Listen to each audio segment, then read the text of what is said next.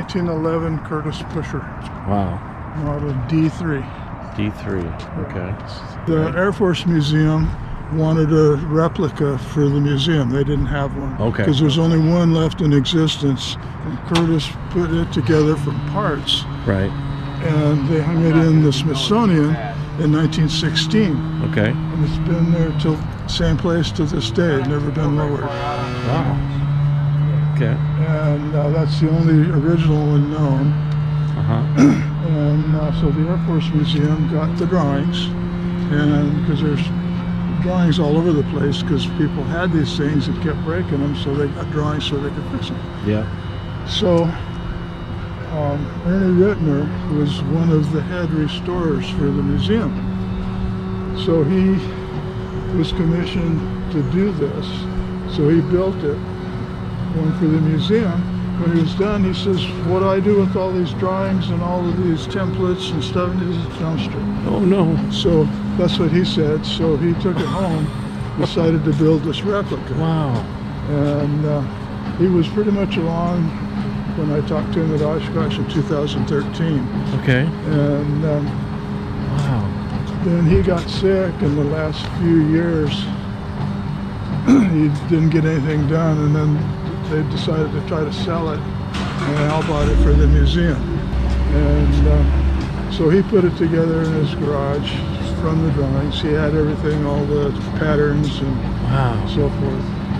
About what years was this particular one built, do you know? Well, we got it in August of 2019. Okay.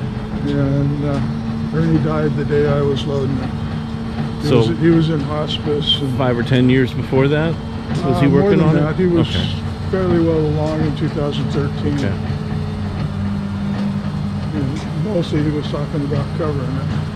But he didn't have, the only thing he had fabric on was the canard and the 2 center section panels, and he did it according to the instructions, you know, modern fabric and everything, and it didn't look right, so I took all that off. And covered it like they would have, except I used polyfiber instead of cotton. And I glued it on instead of nailing it on. Has it ever been run? I ran the engine on a test stand. I put the engine together. It didn't have an engine with it. Oh, okay. I put the engine together, went through 17 boxes and 4 pallet-sized boxes of OX5 parts to get enough to make an engine. It was all 100-year-old junk parts. Very little of it was really usable, but it runs. About 75 to 80% of all the landings required repairs. I bet, yeah. Okay, the problem is about that same percentage of the landings that required repairs, they had to repair the pilot also if he lived. True. All the controls work. Okay. They work nicely, but you can't coordinate them. So if you're turning, you're losing altitude. Right. And see, like right now, we're flying this way. Okay, we want to go this way, so we turn it. It's more of a skid, isn't it? It's not quite. It doesn't do anything until you use another control to change a lift vector. Gotcha. Okay. And now you're cross-controlled, trying to keep it upright and losing altitude. Yeah. So if you hit the ground going crooked, we'll say go this way, mass inertia says go this way. Right. Mass inertia always wins. That's correct.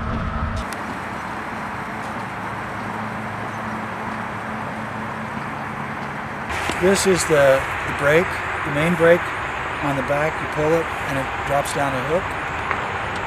And then there's a foot brake here, which applies the brake to the nose wheel.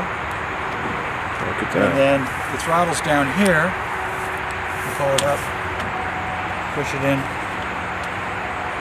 And there's the throttle. And that's it. It's really seat of the pants flying.